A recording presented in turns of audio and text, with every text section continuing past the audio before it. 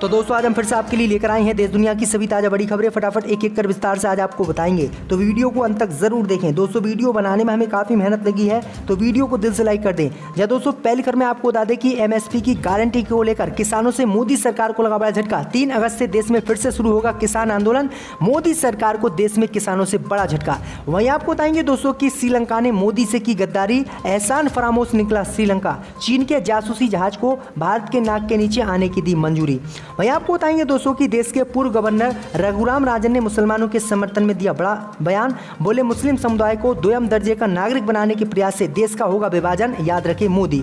वहीं आपको बताएंगे दोस्तों कि भारत के खिलाफ चीन की नई साजिश, हिमालय पर 624 गांव बसाने की तैयारी में ड्रैगन, मोदी सरकार के छूटे पसीने। इसी के साथ आपको बताएं दोस्तों कि पूर्व सीएम ने मोदी सरकार पर बोला हमला, कहा देश में लड़ाई बिकाऊ और टिकाऊ के बीच, लोकतंत्र बचाना है तो टिकाऊ को चुने जनता। वहीं आपको बताएंगे दोस्तों कि जौहर यूनिवर्सिटी को लेकर फिर सुप्रीम कोर्ट पहुंचे आजम खान, योगी सरकार के खिलाफ की शिकायत, बढ़ सकती है भाजपा की मुश्किलें। तो दोस्तों सभी खबरों को आपको एक एक कर बताने वाले हैं। वीडियो को लाइक और चैनल को सब्सक्राइब कर दें और हमें कमेंट करके बताएं कि आपके जिले किस राज्य से हमारी खबरों को देख रहे हैं। इसी बीच पर तो दोस्तों अगली खबर की ओर, तो कृषि कानून को लेकर मोदी सरकार को लगा एक और बड़ा झटका, देश में फिर से शुरू होगा किसानों का आंदोलन। जी दोस्तों आपको बता दें ये बड़ी खबर सामने निकल कर आई दोस्तों कि कृषि कानून को लेकर मोदी सरकार को देश में एक बार फिर से बड़ा झटका लगने वाला है।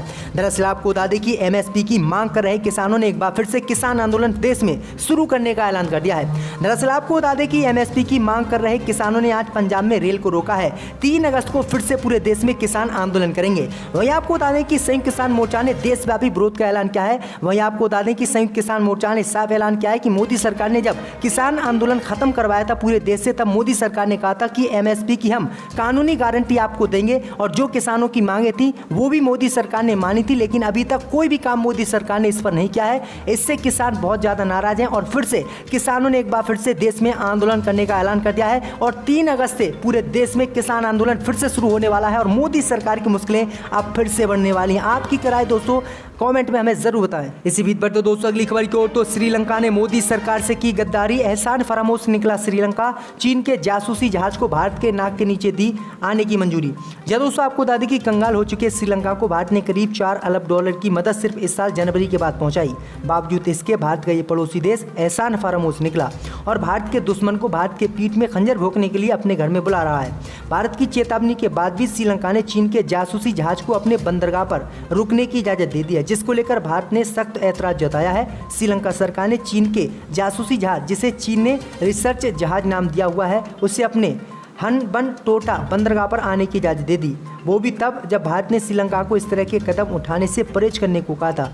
इस तरह की रिपोर्ट जब पिछले हफ्ते आई थी तो पहले श्रीलंका सरकार की तरफ से इसका खंडन करते हुए रिपोर्ट को अफवाह बताया गया था, लेकिन अब श्रीलंका के रक्षा मंत्रालय ने इस बात की पुष्टि कर दी। तो ये बड़ी अपडेट आई दोस्तों कि मोदी सरकार लगातार कंगाल हो चुके श्रीलंका की मदद कर रहा था, लेकिन श्रीलंका ने भारत के साथ गद्दारी की और श्रीलंका एहसान फरामोश निकला। पाकिस्तान को भारतीय एहसान फरामोश मानते हैं, लेकिन पाकिस्तान से भी आगे श्रीलंका निकला। इसी बीच पर तो दोस्तों अगली खबर की ओर, तो भारत के पूर्व गवर्नर रघुराम राजन ने मोदी सरकार पर साधा निशाना, कहा मुस्लिम समुदाय को दोयम दर्जे का नागरिक बनाने के प्रयास से देश होगा विभाजित। जब दोस्तों आपको बता दें कि भारतीय रिजर्व बैंक के पूर्व गवर्नर रघुराम राजन ने मुसलमानों के समर्थन में आज बड़ा बयान दिया। गवर्नर रघुराम राजन ने छत्तीसगढ़ की राजधानी रायपुर में आयोजित ऑल इंडिया प्रोफेशनल कांग्रेस के 5वें राष्ट्रीय सम्मेलन में हिस्सा लिया। इस कार्यक्रम में मौजूद लोगों को संबोधित करते हुए रघुराम राजन ने कहा कि मुस्लिम समुदाय को दोयम दर्जे का नागरिक बनाने का कोई भी प्रयास देश को विभाजित करेगा और आंतरिक दरार पैदा करेगा। ये देश के लिए बिल्कुल भी ठीक नहीं है। पूर्व गवर्नर के मुताबिक ये बहुसंख्यकवाद और सत्तावाद का सामना करने का समय है। ऐसे में वो अल्पसंख्यकों को दूसरे दर्जे के नागरिक में बदलने की किसी भी प्रयास की विरोध करेंगे और किसी भी कीमत पर भारत को सेकंड सिटीजन नहीं बनने देंगे। तो ये बड़ी अपडेट आई दोस्तों कि रघुराम राजन जो देश के पूर्व गवर्नर रह चुके हैं, जब 2000 के नोट आए थे तो सबसे पहले इनका ही नाम उस पर छपकर आया था। तो ये बड़ी अपडेट आ रही है, मुसलमानों के समर्थन में ये बड़ा बयान उन्होंने दिया है। इसी बीच पर तो दोस्तों अगली खबर की ओर, तो पूर्व सीएम ने मोदी सरकार पर बोला हमला, कहा आप देश में लड़ाई बिकाऊ और टिकाऊ के बीच, लोकतंत्र बचाना है तो टिकाऊ को चुनो। जब दोस्तों आपको बता दें कि अपने बयानों को लेकर अक्सर सुर्खियों में रहने वाले कांग्रेस नेता और पूर्व मुख्यमंत्री दिग्विजय सिंह ने एक बार फिर से मोदी सरकार पर हमला बोला है। दरअसल आपको बता दें कि दिग्विजय सिंह ने इस बार केंद्र की मोदी सरकार को निशाने पर लेते हुए बड़ा बयान दिया है। दरअसल आपको बता दें कि उन्होंने ट्वीट कर कहा है कि अब देश में लड़ाई बिकाऊ व टिकाऊ के बीच है।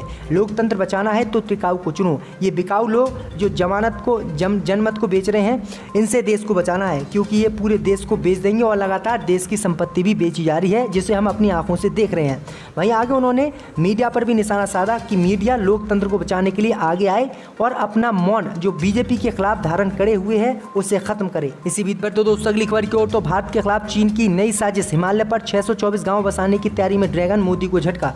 जब दोस्तों आपको बता दें कि भारत व तिब्बत के सीमावर्ती क्षेत्रों पर चीन की सक्रियता लगातार जारी है, जिसके उसके खतरनाक इरादे सामने आ रहे हैं। इसी कड़ी में चीन सरकार ने 2030 तक 1 लाख से अधिक तिब्बतियों को उनके घरों से स्थानांतरित करने की योजना की घोषणा की है। इसके पीछे तिब्बतियों के परंपरागत जीवन को खत्म करने के साथ साथ भारत समेत सीमावर्ती क्षेत्रों पर अपना नियंत्रण स्थापित करना है। सिर्फ इतना ही नहीं, चीन हिमालय में नए गांव बसाने की योजना पर भी काम कर रहा है। हांगकांग में प्रकाशित एक रिपोर्ट के मुताबिक ड्रैगन विवादित हिमालय क्षेत्र में 624 गांव बनाने की तैयारी कर रहा है, जिसके बाद मोदी सरकार को ये बड़ा झटका लगा है। इससे पहले भी भारत के करीब में ड्रैगन ने कई गाँव बसाए हैं। भूटान में भी कई बार गाँव बसा चुका है चीन, और भारत की जमीन पर लगातार कब्जा कर रहा है। मोदी सरकार इनके खिलाफ कार्रवाई करने में असक्षम है। तो ये बड़ी अपडेट आ रही दोस्तों अगली खबर की ओर, तो जौहर यूनिवर्सिटी मामले को लेकर फिर से सुप्रीम कोर्ट पहुंचे आजम खान, योगी सरकार की बढ़ सकती हैं मुश्किलें।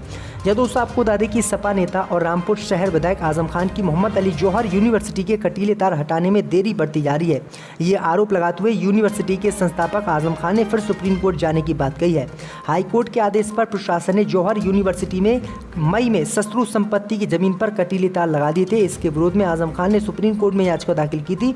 9 दिन पहले सुप्रीम कोर्ट ने याचिका पर आजम खान को राहत देते हुए रामपुर प्रशासन को जौहर यूनिवर्सिटी से कटीले तार हटाने का आदेश दिए थे। प्रशासन अब इन तारों को हटवा रहा है, लेकिन शनिवार को काम धीमा रहा। इस पर आजम खान का कहना है कि कटीले तार हटाने में ढिलाई बढ़ती जा रही थी। प्रशासन ने जब ये तार लगाए थे तब अनंत फनन में काम किया गया था, और अब हटाने में देरी क्यों जा रही है, इसके खिलाफ वह सुप्रीम कोर्ट जाएंगे और तत्काल इन तारों को हटवाएंगे। तो ये बड़ी अपडेट आई दोस्तों की जो योगी सरकार ने आजम खान की यूनिवर्सिटी की 2 बिल्डिंगों पर कब्जा कर रखा था, उसके आसपास में तार लगा रखे थे।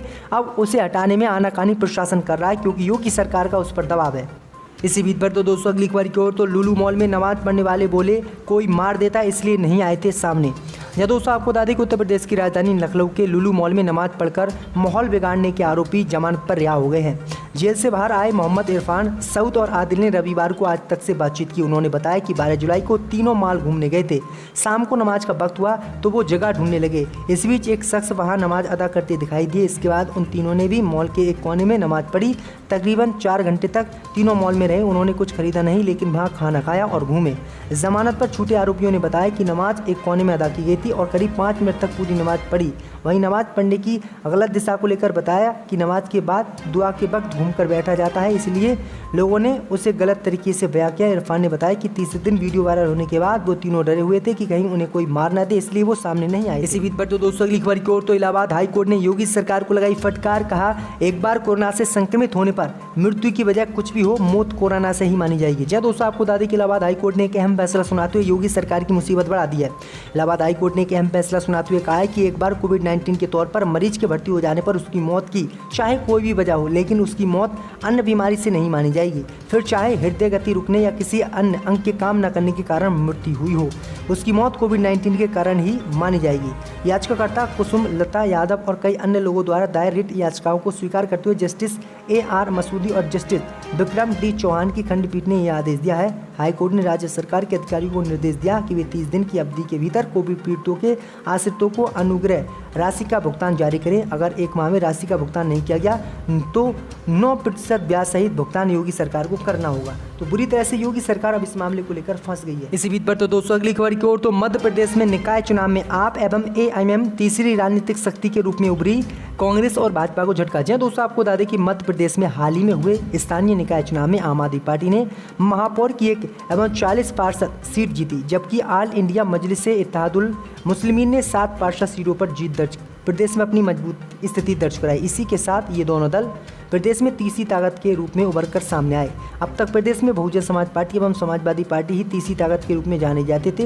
हालांकि प्रदेश में अब तक सत्तारूढ़ भाजपा एवं मुख्य विपक्षी दल कांग्रेस की ही रणनीति रही है और स्थानीय निकाय चुनाव में भी इन दोनों पार्टियों का दबदबा रहा। लेकिन असदुद्दीन ओवैसी की पार्टी AIM और अरविंद केजरीवाल की आप पार्टी ने भी अच्छा प्रदर्शन यहाँ पर किया और काफ़ी वोट इनको मिले, जिसके बाद कांग्रेस और भाजपा की टेंशन बढ़ गई है, क्योंकि ये दोनों ही लगातार वोट हासिल करती जा रही हैं, जिससे बीजेपी खेमे में भी टेंशन है। तो ये बड़ी अपडेट आई दोस्तों। आपकी क्या राय पूरी दुनिया में MIM और जो है इसको चुनाव लड़ना चाहिए या नहीं, हमें कमेंट करके ज़रूर बताएं।